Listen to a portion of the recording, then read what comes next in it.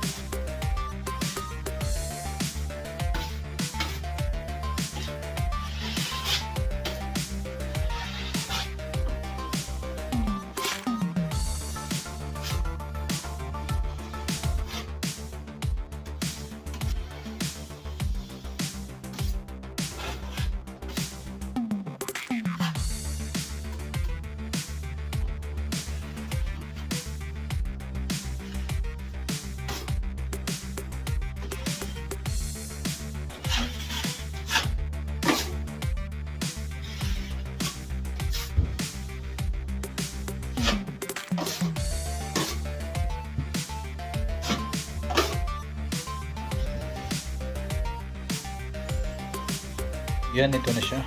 Border na natin yung tab surround. Baling ginamit kong drywall dyan na yung anti-mold saka moist, yung green board. Yun yung requirements sa pagbo-board up ng mga wall na malapit sa surround ng tub.